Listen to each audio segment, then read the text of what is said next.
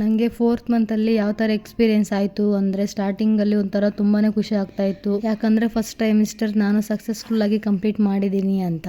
3rd month complete ಆದಮೇಲೆ 4th ಮಂತ್ಗೆ ಬಿದ್ದ ಮೇಲೆ ಲೈಟಾಗಿ ಸ್ವಲ್ಪ ಸುಸ್ತಾಗೋದು ಆ ಥರ ಫೀಲ್ ಆಗ್ತಾಯಿತ್ತು ಸ್ಟಾರ್ಟಿಂಗಲ್ಲಿ. ನನಗೆ ಸುಸ್ತು ಕಡಿಮೆ ಆಗಲಿ ಅನ್ನೋದಕ್ಕೆ ದಿನ ಪೂರ್ತಿ ಏನಾದರೂ ಒಂದು ತಿಂತಾನೆ ಇದ್ದೆ. ಆವಾಗ ಸ್ವಲ್ಪ ದಿನ ಹೋಗ್ತಾ ಹೋಗ್ತಾ ಸುಸ್ತು ಕಡಿಮೆ ಆಯಿತು.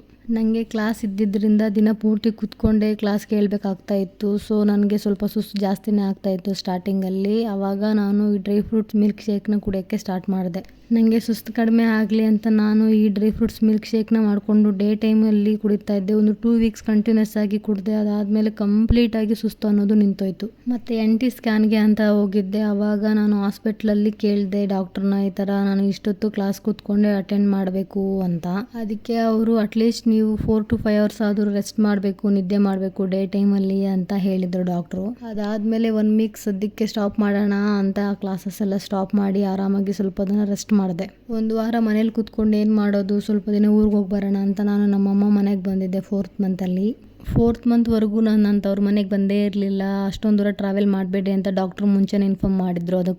ಅದಕ್ಕೆ ನಾನು ನಮ್ಮಮ್ಮ ಮನೆಗೆ ಬಂದು ಒಂದು ವಾರ ಅವ್ರ ಜೊತೆ ಟೈಮ್ ಸ್ಪೆಂಡ್ ಮಾಡಿದೆ. ನನಗೆ 4th ಮಂತಲ್ಲಿ ಕೂಡ ಯಾವುದೇ ಚೇಂಜಸ್ ಆಗಿರಲಿಲ್ಲ. ಆದರೆ 4th ಮಂತ್ ಎಂಡಲ್ಲಿ ನನಗೆ ಬೇಬಿ ಮೂಮೆಂಟ್ ಸ್ಟಾರ್ಟ್ ಆಯಿತು. ಒಬ್ಬೊಬ್ಬರಿಗೆ ಒಂದೊಂದು ವೀಕಲ್ಲಿ ಬೇಬಿ ಮೂಮೆಂಟ್ ಸ್ಟಾರ್ಟ್ ಆಗುತ್ತೆ. ಬಟ್ ನನಗೆ 16th ವೀಕಲ್ಲಿ ಲೈಟಾಗಿ ಬಟರ್ಫ್ಲೈ ಓಡಾಡೋ ಥರ ಲೈಟಾಗಿ ಫೀಲ್ ಆಗೋಕ್ಕೆ ಸ್ಟಾರ್ಟ್ ಆಯಿತು. ಒಂದು 3-4 ದಿನ ನನಗೆ ಗೊತ್ತಾಗಲಿಲ್ಲ. ಯಾಕಂದರೆ ಏನೋ ಒಂಥರ ಫೀಲ್ ಆಗ್ತಾಯಿತ್ತು ಸ್ಟಾರ್ಟಿಂಗಲ್ಲಿ. ಚಿಕ್ಕದಾಗಿ ಒಂಥರ ಬಟರ್ಫ್ಲೈ ಓಡಾಡೋ ಥರ ಚಿಕ್ಕದಾಗಿ ಫೀಲ್ ಆಗ್ತಾಯಿತ್ತು.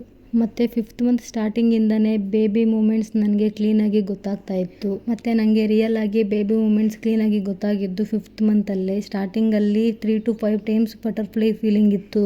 ಮತ್ತು ಎವ್ರಿ ವೀಕ್ ನನಗೆ ಬೇಬಿ ಮೂಮೆಂಟ್ಸ್ ಇನ್ಕ್ರೀಸ್ ಆಗ್ತಾ ಹೋಯಿತು. ಹೋಗ್ತಾ ಹೋಗ್ತಾ 10 to 15 ಟೈಮ್ಸ್ ಮೂಮೆಂಟ್ಸ್ ಆಗೋದು ಗೊತ್ತಾಗ್ತಾ ಇತ್ತು ದಿನಕ್ಕೆ. ಮತ್ತು 5th ಮಂತ್ ಕಂಪ್ಲೀಟ್ ಆಗೋ ಅಷ್ಟೊತ್ತಿಗೆ ಕಂಪ್ಲೀಟಾಗಿ ಬೇಬಿ ಮೂಮೆಂಟ್ಸ್ ಗೊತ್ತಾಗ್ತಾ ಇತ್ತು. ಈ ಫೀಲ್ ಒಂಥರ ಖುಷಿ ಕೊಡ್ತಾ ಇತ್ತು ಆ ಟೈಮಲ್ಲಿ.